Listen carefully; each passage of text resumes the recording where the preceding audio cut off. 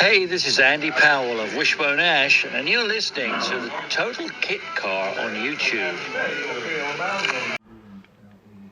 Hi, my name's Steve Holt, editor of TKC Mag and totalkitcar.com. Welcome to the Total Kit Car YouTube channel and another episode in our Total Kit Car History File series. Hope you're having a great day. Warm welcome as always. If you're new round here and you're looking for a video on how to make a tenon joint, then you're in the wrong place. But hey, don't go. Stay where you are. You might find this of interest.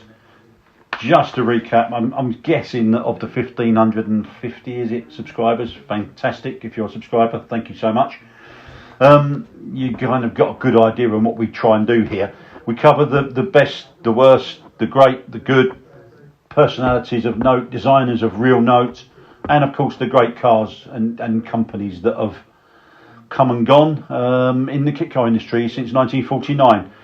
Over 100 videos so far, voiceover, I'm going to call them videos, and growing. And we try and publish a new one every Tuesday, although don't hold me to that. Life very occasionally and very often actually gets in the way.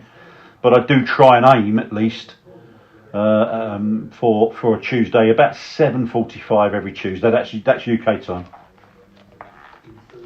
and they're all there for you thanks to the magic of the stratosphere whenever you want. In fact, I've been told that I do send people to sleep quite regularly, but I think that was a compliment. Anyway, straight in. Let's not muck around. I've got a lot to get in on this one. The subject matter is a well-deserving one for a video in the series. I regard him as a design genius, really, and a really nice bloke to boot. But there's a lot to his career, and I need to get it in. I'm told I've got to try and aim for less than 30 minutes. So here we go. John Barlow is the man concerned. Most people, I guess, will know him for his involvement with the Royale Motor Company, who haven't actually existed since about 2001, I don't believe. But anyway, lots of people will know him for his massive contribution to the kit car industry, the three models they produced, which we'll talk about. Some people will know him only for JBA. More people probably won't realise of his association with JBA and the Falcon. Indeed, he created the Falcon, another great kit car. Indeed, John was the B of JBA. And of course, all the stuff he's done subsequent to that. So let's go straight back to the beginning. John's career goes right back. When he was just 15, he was taken on as a craft apprentice at Royale Motors, which was the bus and truck division of British Leyland, and they were based in the town Leyland in Lancashire. And John is a Lancastrian. 5-year course it was, and he also, I think he went on day release to Bolton Technical College as well. Apprenticeship was completed in 1977 when I guess he was 22. Although forgive me, John, I know he'll be aware. He will become aware of this video. And I also know, knowing John like I do, he'll hate this video because, as he said, and he always liked being in reading kit car magazines, but he didn't like being in them. But I'm sorry, mate, this is well deserving. So you're going to have to suck this one up, as they say. Whoever that is, I don't know who that is, but that's what I've heard anyway. So he was when he finished that first apprenticeship, he was awarded Apprentice of the Year. So clearly, Leyland Motors liked him a lot. Suitably impressed. He also got a second a technical apprenticeship this time. That was in 1978, which included a year on the shop floor, which not only meant that he was well versed in terms of the theory, and clearly a very talented young lad, but that invaluable year on the shop floor gave him taught him the ropes, really. So he knew what was involved in turning his theory into reality. So that, I think he said, that really stood him in good stead.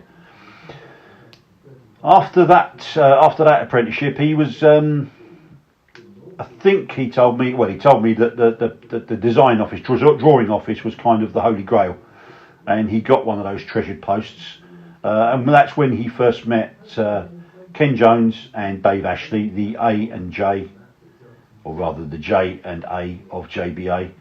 Two great guys. They'll crop up again quite shortly, very shortly. And of course, I realise now I realise that these videos aren't listened to or don't appear in chronological order. I couldn't get my head around that. There's lots of things I still can't about this modern interweb malarkey. But but there is out there, and you will search and you will find an a history file series on JBA, another well-deserving subject. John had also, by this stage, he was, as well as being a specialist car enthusiast, an avid reader of Philby's jottings in Hot Car. I think he called them kit snips. And that's when John said that he likes reading kit car magazines, but he doesn't like being in them. But soon to be inspired, John built his own special. I think he fabricated his own chassis. Used Triumph Herald running gear, I think. Although the engine came from a Pinto, came from a full Capri, an old Capri that donated its Pinto engine.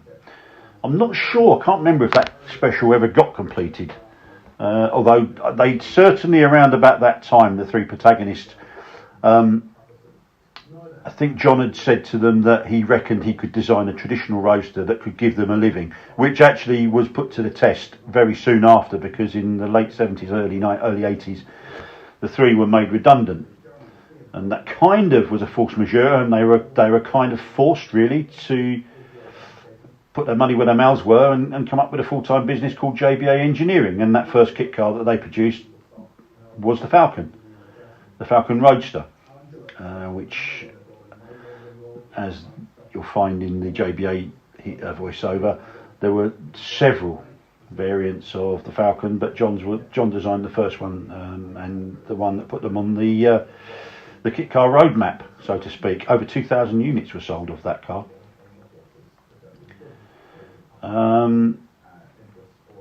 Again, John hated the attention that the JBA and the Falcon brought to the little company from Standish near Wigan.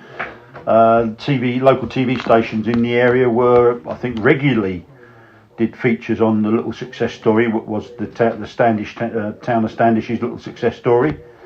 But anyway, after a year or so, John flew. I'm sorry about this one. John flew to Falcon's Nest. And he left Dave and Ken to continue running that company until 2004, when they decided they wanted to retire. But meanwhile, John and his wife Anne set up a little company called Top Form Engineering in Bamber Bridge. I think it's a suburb of Preston, or it's near Preston. I don't know. Forgive me, people of Preston and Bamber Bridge. At that time, in the early 80s, XJ6 tuning and body conversions were, I wouldn't say all the rage, but they were certainly very popular. And that's what Top Form Engineering did. They restored XJ6s and also sold various GRP parts for the big Jag. I think boot spoilers, side skirts, front splitters, rear diffusers, that sort of thing. John would advertise his wares in a pre-internet age in the marvellous Exchange and Mart. Thursdays were Exchange and Mart day, unless of course you knew, like I did, a couple of guys that were aware of the depot that the Thursday copies were being delivered to or distributed from, and would wait outside and get an early copy on a Wednesday night.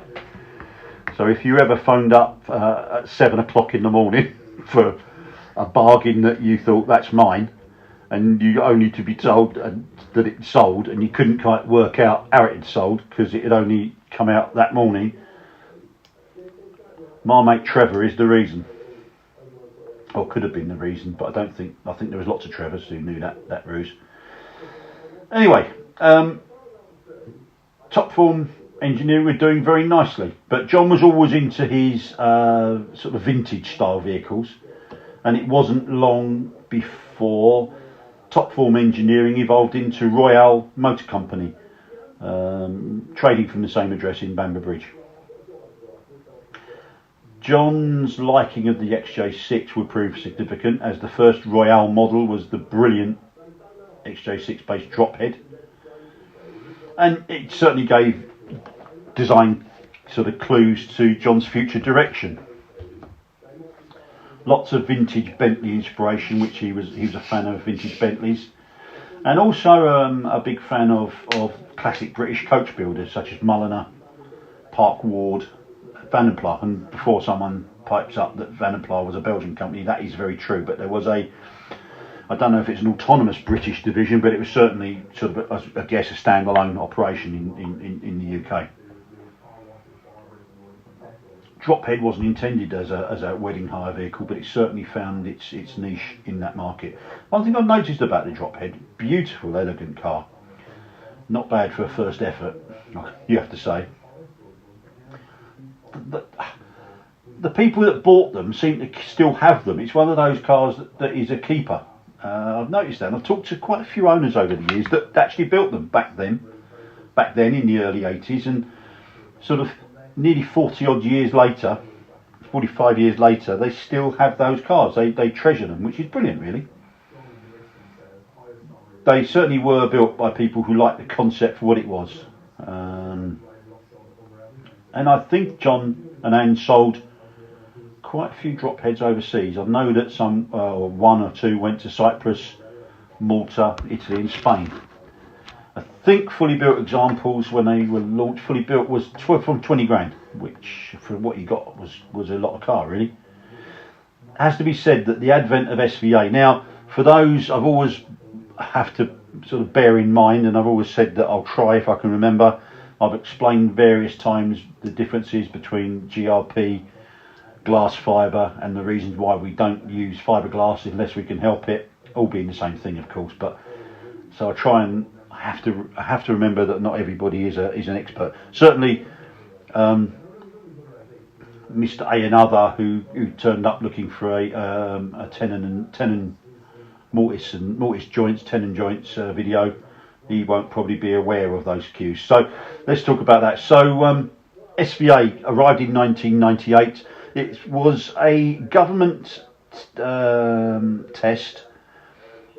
I guess I've heard it described as an MOT on steroids. Up until that point, you could build a kit car, put it together.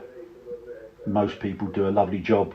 Some people were nailing cars together and maybe not having very much success with what they produced, and the government were keen to keep death traps off the road, which is fair enough. Perceived as being the voice of doom for the industry, it was anything but, really, and it wasn't long before manufacturers made their kits compliant. Some were not able to be made compliant, certainly not with a financial sort of thought behind it, and the Drophead was one such. SVA soon evolved into IVA, which is still in existence today, but it's pretty much the same thing. I think SVA stood for single vehicle approval. It was widened, its scope was widened slightly, and it became individual vehicle approval, and we still have that today. Anyway, John was kind of on it really, and he was aware that was coming. But we'll come to that actually, because we're getting ahead of ourselves. Between then and between the launch of the Drophead and the arrival of SVA in 1998, 1994 saw, well, I think is one of his greatest ever designs, the Sabre. Absolutely fantastic car. I definitely say it's a lot bigger than the BMW 328 from the 30s, but I think there was definitely the sort of cues from that car. I think De La Haye, and I'm gonna, again, forgive me because I'm gonna butcher pronunciation in a minute, but a De La Haye 135 MS. Oh, here we go. Guilore Roadster. I've seen a picture of that car, and it's a beautiful thing, and there's certainly elements of that with flying wings and such like. Not a replica, but it has to be said, John is a paid up fan of the work of 30s and 40s coach builders. He told me at the time, did a feature, and I remember I've got the quote here, he wanted to create a more sporting car but still vintage in style, and crucially one that was easier to build and more affordable, and I think he achieved all of those aims really. Change of donor, the Jaguar was left behind, and he moved over to Ford Sierra, which was kind of the kid on the block then as donor vehicles in that period. In the mid 90s, it took over from Cortina, if for that sort of donor vehicle.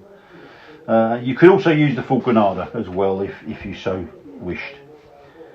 Certainly the Sabre appealed to a slightly different market and definitely introduced a new audience and brought much sort of wider publicity to the Royale Motor Company, deservedly so as well.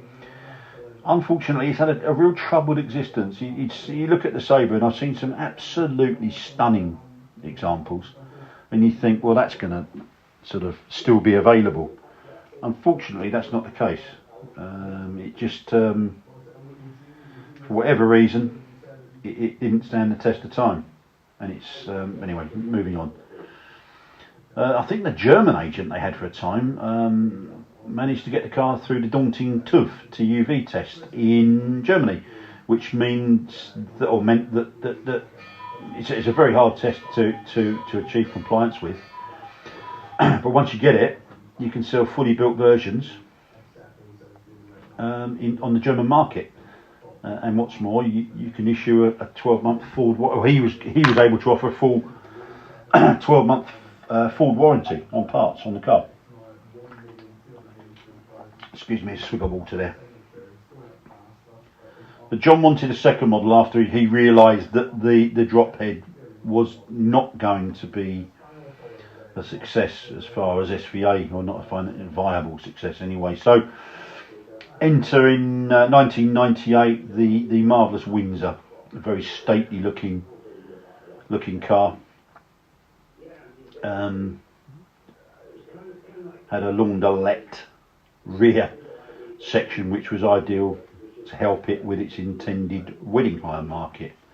I do recall, I just need to check slightly there, I remember I had a sub-editor a few years ago and I did write the word Laundelette or Landelette, and the person concerned, bless her, was sure that I meant laundrette and changed it at the last minute to laundrette, which was quite embarrassing when I was talking about a car with the Laundelette body style, and I ended up with laundrette written. But there you go. Again, this one was based on Granada, or you could use the top spec, the Scorpio V6 version. And it certainly looked like a Daimler limo as far as I'm concerned, the type that sort of mayors up and down the UK used to waft along to various civic functions in. And John said of the Windsor, in hindsight, he thought the quality was almost too high, meaning it was quite expensive, or certainly perceived as expensive. And he admits it was a complicated build, but and the wedding hire market has a high sort of price point. He's always sort of stuck by that, from a car sort of being acceptable to becoming too expensive. And I think the Windsor was maybe, unfortunately, a bit expensive for them. It was well received. There's no two ways about it. The Windsor was very well received. I remember the car's launch at Newark at the Alternative Car Show in 1998, and Royale stand was busy all weekend with people eager to see that new vehicle from them. But by late 2000, John decided that Royale sales had begun to tail off, and he could see that it was time to change direction. He's always done that. He's always had the ability and the bravery, I think, to realise that sales were tailing off, and he needed to change direction, and that's what he did. He left the kit car scene for a while at that time, and he concentrated on buying and selling property, although it wasn't away for long, and it wasn't long before he got the inevitable sort of itch to build cars again. But 2002 he returned, and it showed really. I think he was away after about 18 months he was away for, but it really proved the versatility of Barlow. If he was going to get typecast with sort of vintage type or veteran, classic type vehicles, the Veranti Coupe proved that he could design a modern car, and how. It was incredibly well received. I got wind, in fact, a customer of John, for a Sabre customer, a guy that lived near me, and was quite close to John, was aware that he was working on something, and he tipped me off a few months before and told me that he would check with John and would tell me when it was okay to contact him. And indeed, what happened was John contacted me before that, told me he was working on something and would I like to go and see it. So I remember travelling up to a freezing cold Wigan on a foggy day, a couple of days before Christmas, eager to get the exclusive on that car, and I was blown away by it. It was based on MR2, which was sort of fair game in those days, as lots of cars were. Most of them were of an exotic replica type. John wasn't into replicas, and he wanted to prove that you could use an MR2, but for an original design, and he achieved that. And he later created a convertible version as well. Hit the market hard and very well received. And again, I guess by sort of 2003, 2004, I think he did over 100 for antique kits. He wasn't doing fully built as far as I'm aware, maybe one or two, but certainly most of those went out as kits. I think the lure of the vintage style vehicle was too much, and he started a new operation called Regent Motor Company in 2006. I think he felt he had unfinished business with that market, and he wanted to design a specific model for the wedding hire market, one that looked the part but was attractive enough to gain sales. Again, it was laundrette style, but more visually, I guess, inspired by a Model A Ford 1928-31. But I had a longer wheelbase than that, but it was beautifully built, typical Barlow. There was no surprises in its quality and its execution. I think John told me, I know because he told me, he was having trouble finding a suitable donor, one that was current but one that was suitable for the purpose and up to the job. And one day, I think by accident, he noticed an abundance of old, at that time, FX4 taxis, London taxis. Did some digging and he discovered that, massively sturdy chassis, but after years of hard service, sort of plying their trade in London, central London, the bodies were rotted for fun, he reckoned, and the interiors were understandably quite ratty because they'd had lots of bums on seats. But its potential as a donor was John couldn't sort of look beyond that really. As he said, that it was ideal, and he wanted to use an unmodified floor pan for what he wanted, as it was at that time IVA exempt. But the elephant in the room was the diesel engine, and lots of people told him that the diesel engine would put people off. But he needn't have worried, because of the 250 of those Regents he sold, John reckoned that only one of those customers wanted a petrol engine, so that worked. Proved the concept quite nicely, really.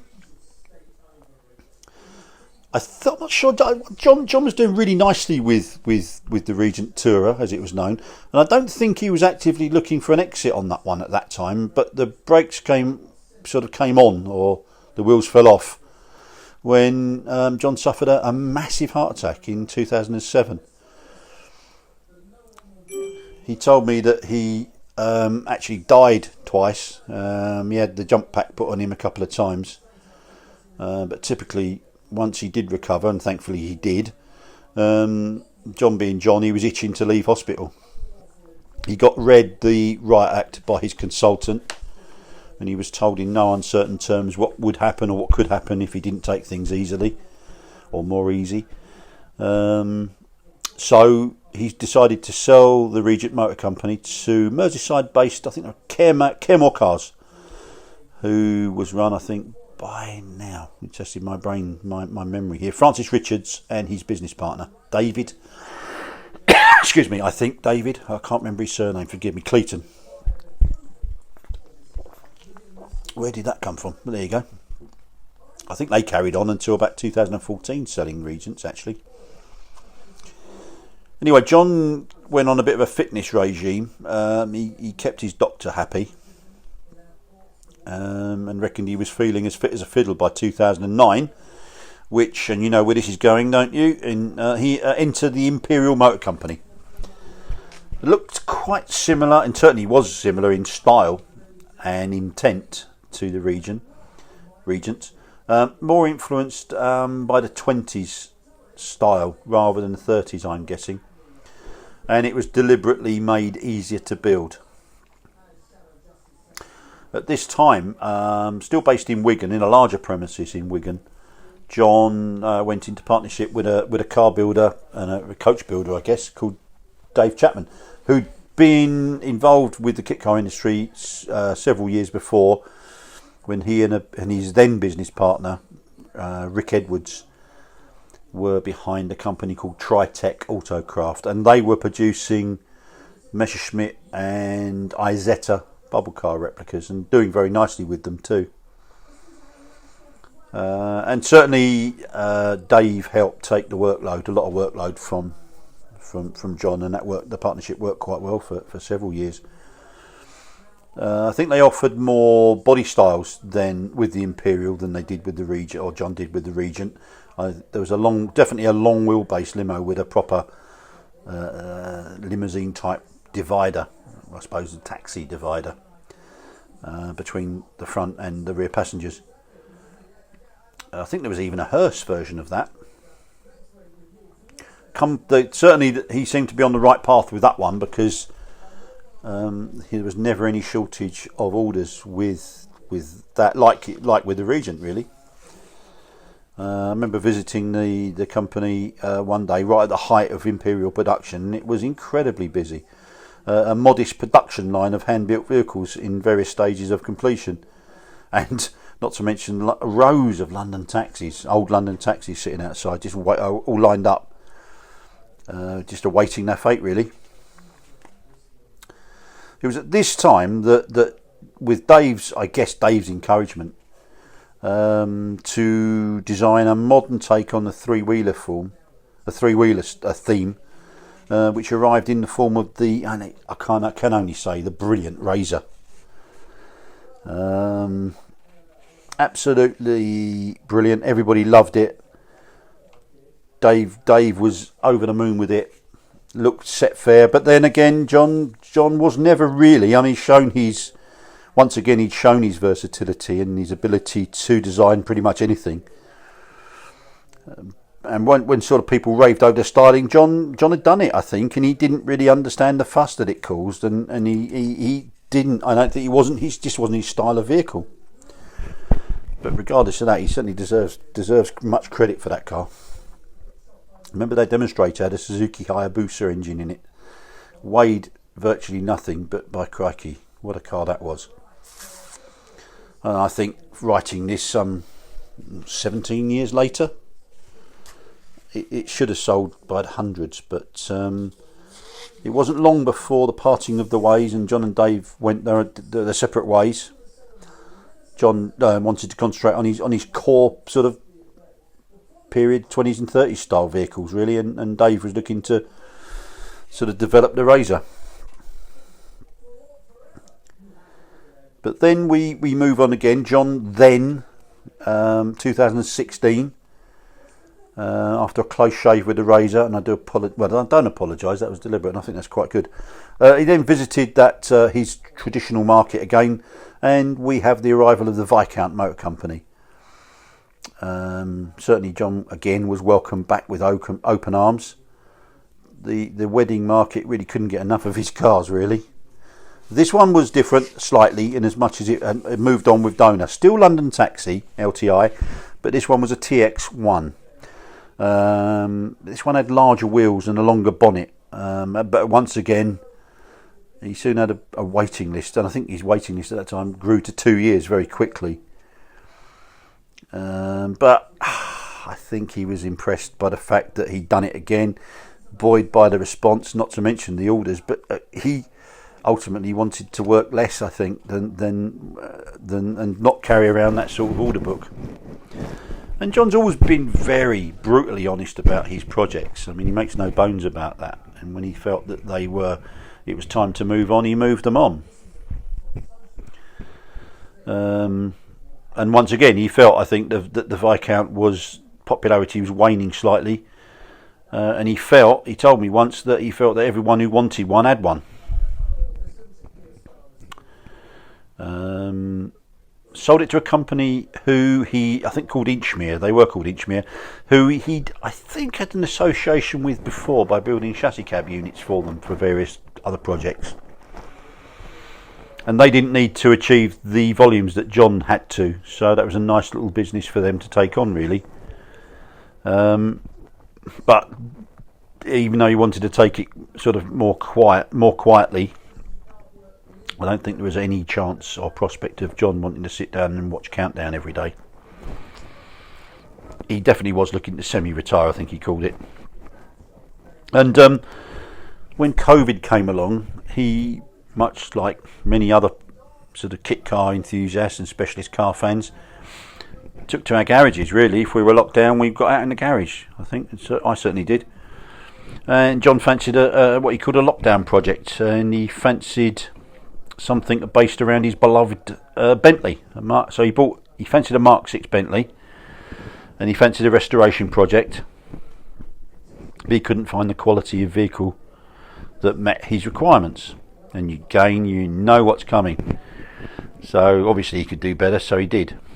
And to be honest with you, I'm of the view that the series of Bentley and Jaguar inspired Grand Tourers that John has built in recent years, and he's still building, are really amongst the finest cars he has ever produced. And I mean that with really genuinely mean that.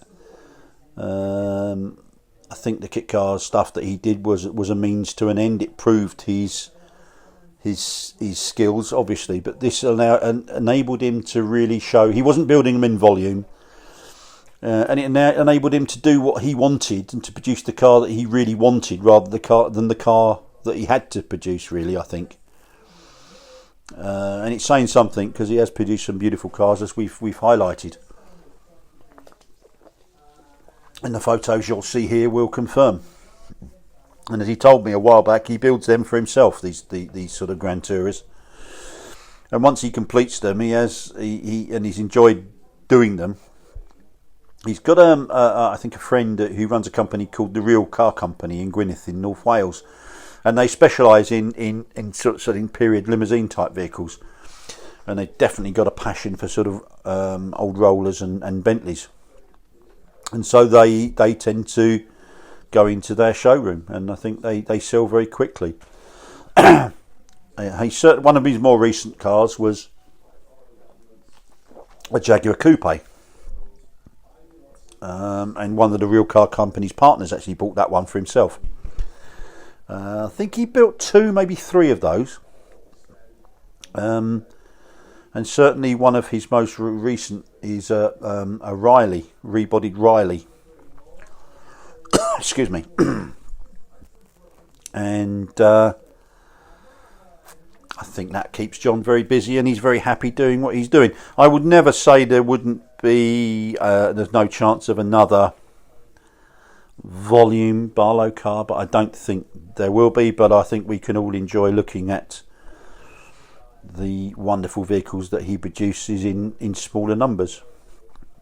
And I hope you enjoyed that one.